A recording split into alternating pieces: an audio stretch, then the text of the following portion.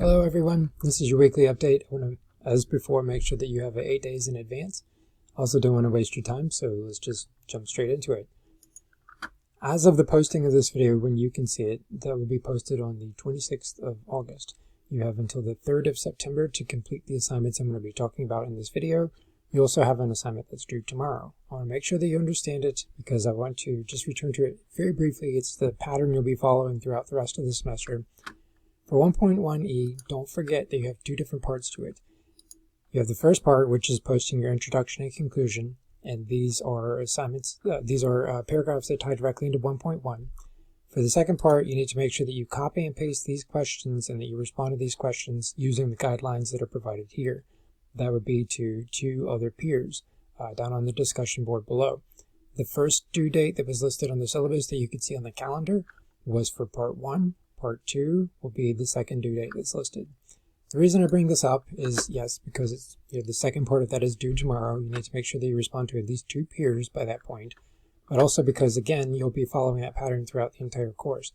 Anytime that you have an assignment that has an E listed on the end of it, that's going to be a peer edit assignment, and so this is an assignment that you'll have to follow that pattern. The next one, for example, is the one that's 1.2e. This is a body paragraph.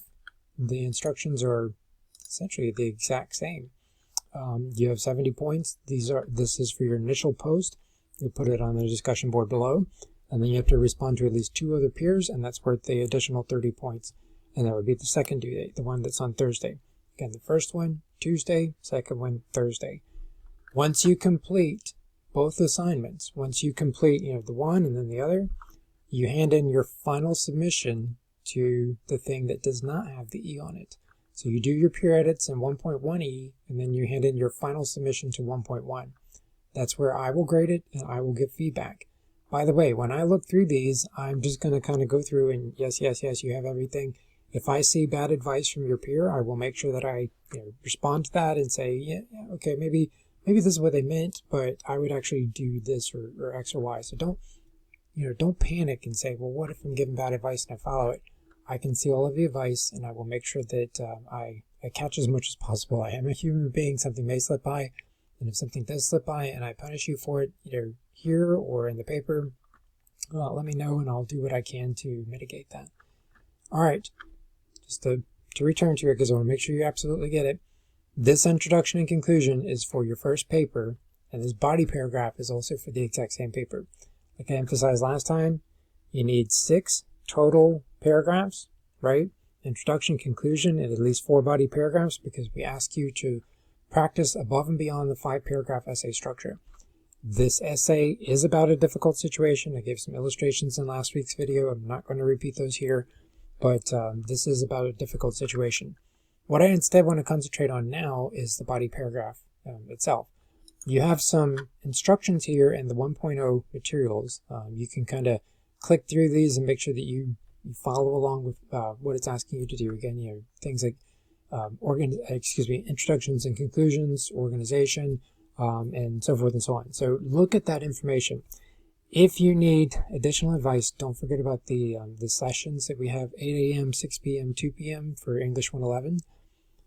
As an additional piece of advice, it may help to think of each paragraph as being like a miniature paper. Whereas the overall paper we discussed last week and in some of the sessions, the overall paper has the introduction, which has the thesis statement, which has a brief overview, the bridge that carries it over between the hook and the thesis statement. That's exactly what the body paragraphs are like. You have a topic sentence, which is what that paragraph is about, and you have supporting details that are connected with things like transitions, right? So your overall paper, your thesis, right, and then you support it through the paragraphs. Individual paragraphs, topic sentence with supporting details underneath. Keep in mind that the kinds of supporting details that we're looking for are things that can be shared with other people. Yes, you might be talking about, in this particular context for this first prompt, how you felt in the situation. That's good, but concentrate on things that would achieve your purpose. For example, in a paragraph that has a topic sentence tied back to what I talked about last week, I talked about the pizza falling off the oven.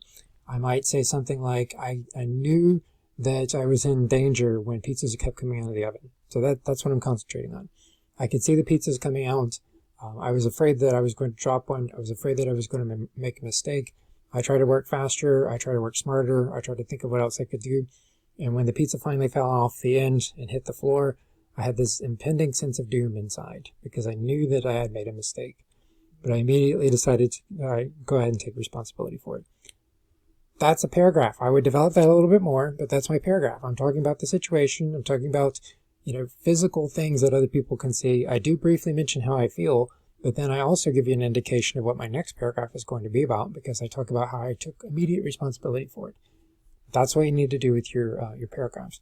There's no trick here. Just do an outline. If outlines don't work for you for some reason, write your thesis statement and then topic sentences, and then just start fleshing them out. Start building the paper however you can. I said to the group this morning at 8 a.m. This is, by the way, Monday. I'm filming this. That it doesn't matter how you get to it. It just matters that you did. Right? If you write the paper from the conclusion to the introduction, nobody's ever going to know because they're going to read it from the introduction to the conclusion.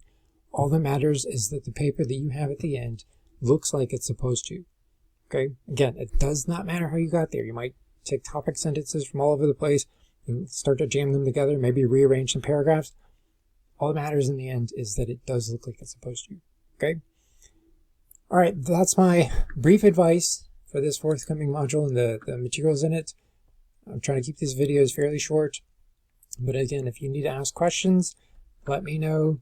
If you want advice or if you want the brief mini lecture, let me know. I'll be happy to share that with you. Otherwise, I will send out another update next week or see you at some point in the sessions themselves. Have a great day.